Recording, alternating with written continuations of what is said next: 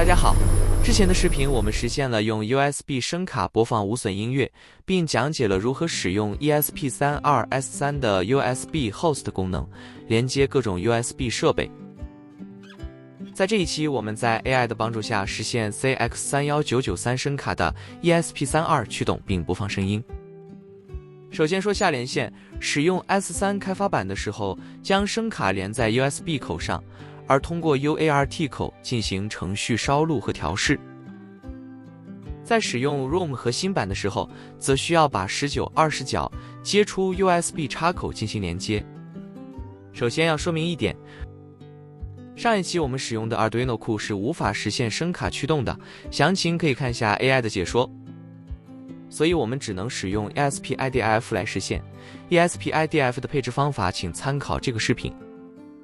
IDF 環境搭建好之後，我們新建一個用 IDF 來解析 USB 的項目。在反覆 debug 之後，終於編譯通過了，直接讓 AI 進行燒錄運行。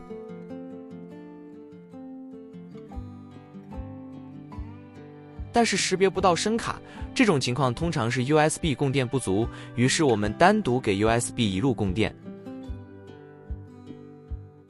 可以看到正常識別了。這裡再補充一下關於設備 ID 的知識。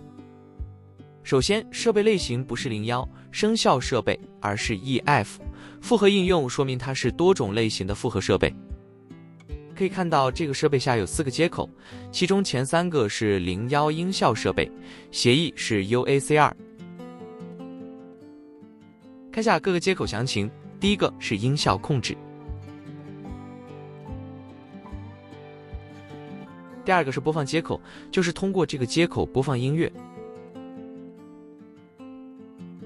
第3個是錄音接口，最後是類似鍵盤輸入的交互接口。再補充一下 UAC 協議的版本說明，不同的協議版本需要不同的驅动支持。之前實現過的創新 Play 3聲卡的版本是 1.0， 而這次是 2.0。通常知道協議和接口信息就可以實現驅動了，但我们這次用更加保險的方法來實現，減少 debug 的時間，就是用 Wireshark 抓取 Windows 下的 USB 通信包，然後在 ESP32 上複現。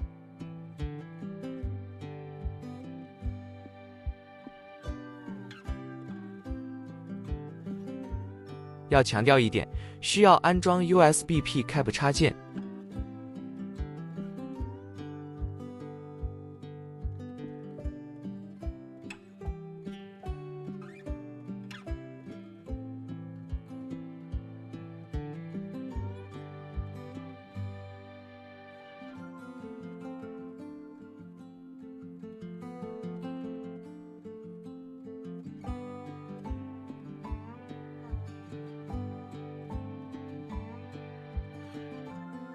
把声卡接到 PC 上，通過 Wireshark 抓取枚举包，這裡和我們在 ESP32 上的結果一樣。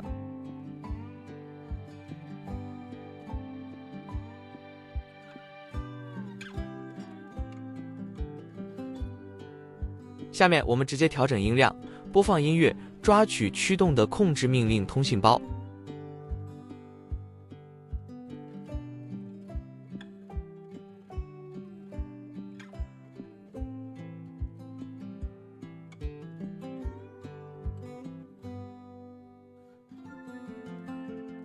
下面就開始做驅動了。這裡為了減少工作量，直接引用已有的 UAC2 開源庫進行修改。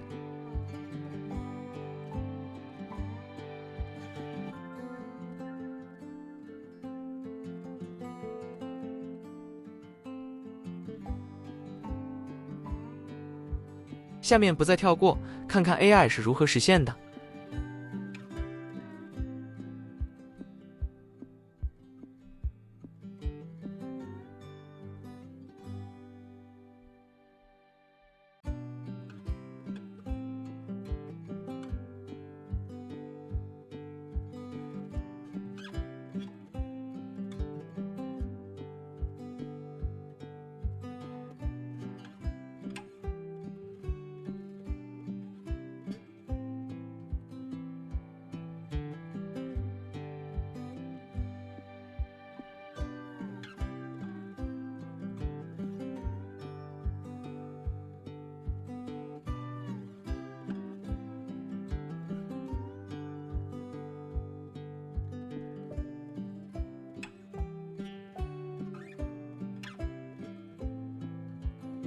這裡遇到我們上期提到的一個坑。S3 因為 USB 帶寬不夠，是無法實現24bit 96K 以上音樂的播放，只能降低播放的品質。驅動已經完成，注意下面開始播音測試。